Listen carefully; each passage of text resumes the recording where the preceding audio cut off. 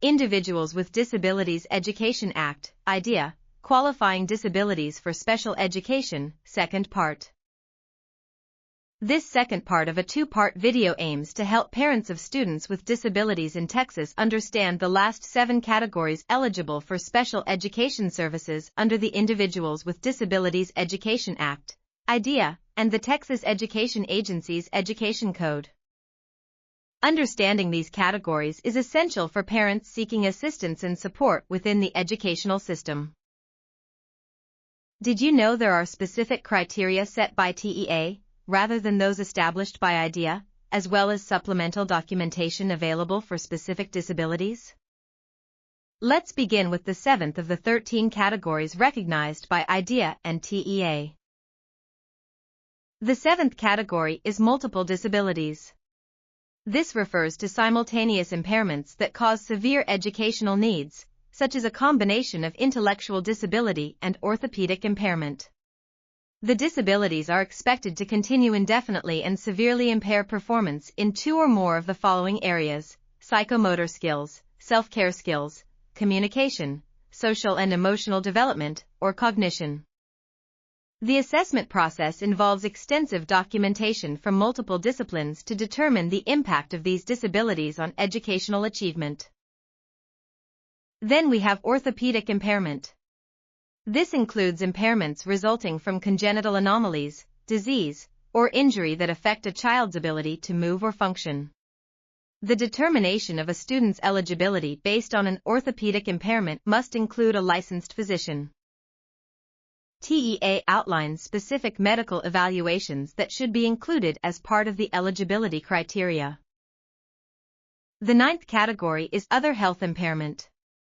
A student with other health impairments has been determined to meet the criteria due to chronic or acute health problems such as asthma, attention deficit disorder or attention deficit hyperactivity disorder, diabetes, epilepsy, a heart condition, hemophilia, lead poisoning, leukemia, nephritis, rheumatic fever, sickle cell anemia, and Tourette's disorder. TEA requires evaluations that demonstrate how these conditions substantively impact learning. Next is specific learning disability. This category encompasses disorders in one or more of the basic psychological processes involved in understanding or using spoken or written language. A child with a learning disability does not achieve adequately for their age or meet state-approved grade-level standards.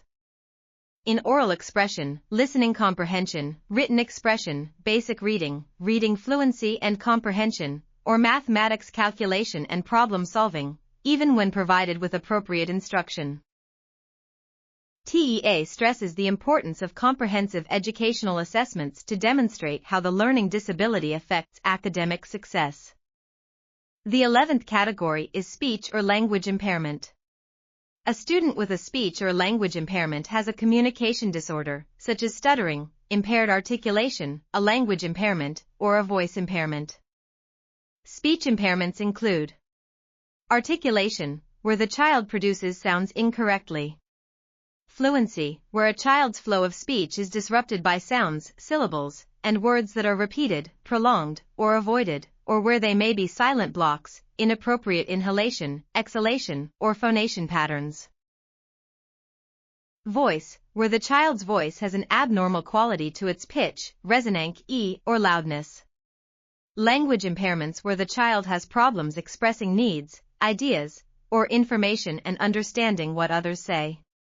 IDEA and TEA both require detailed speech-language evaluations to support eligibility. The penultimate category is traumatic brain injury. It has been determined to meet the criteria due to an acquired brain injury resulting from an external physical force, resulting in total or partial functional disability, psychosocial impairment, or both, that adversely affects a child's educational performance. TEA evaluates educational impact through neuropsychological assessments and documentation from multiple sources. Finally, we have visual impairment, including blindness. This category refers to an impairment in vision that, even with correction, adversely affects a child's educational performance. TEA requires detailed ophthalmological evaluations to confirm the extent of visual impairment. Now that we've covered the 13 categories, let's talk about the differences between TEA and IDEA criteria. While both frameworks aim to provide appropriate education to students with disabilities, TEA may have additional documentation requirements that are specific to the state of Texas. It's essential for parents to be aware of both sets of criteria when navigating the eligibility process. For example, supplemental information is often required for specific disabilities. This supplementary documentation also assists educational teams in creating an effective individualized education program, IEP, which is crucial for ensuring that students receive the resources and support they require. These resources provide detailed information on appropriate instructional strategies, behavioral interventions, and assessments tailored for each specific category. It is important for parents to actively participate in the evaluation process and collaborate with school personnel to gather necessary documentation. Schools may require various forms of assessments, including psychological evaluations, educational assessments, and health reports. Collecting this information will facilitate a smoother and more informed eligibility determination process. As we conclude this video, we hope that you now have a clearer understanding of the 13 disability categories eligible for special education services in Texas. We encourage you to reach out to your local school district to discuss the specific needs of your child and inquire about available resources. Remember, advocating for your child is critical. Understanding the eligibility criteria, documentation requirements, and available supports will empower you in navigating the educational landscape. Thank you for watching. We encourage you to explore the provided resources and become advocates for your children's education. If you need more information, contact the ARC of Harris County Wright Special Education Advocacy Services at 713-957-1600, extension 116.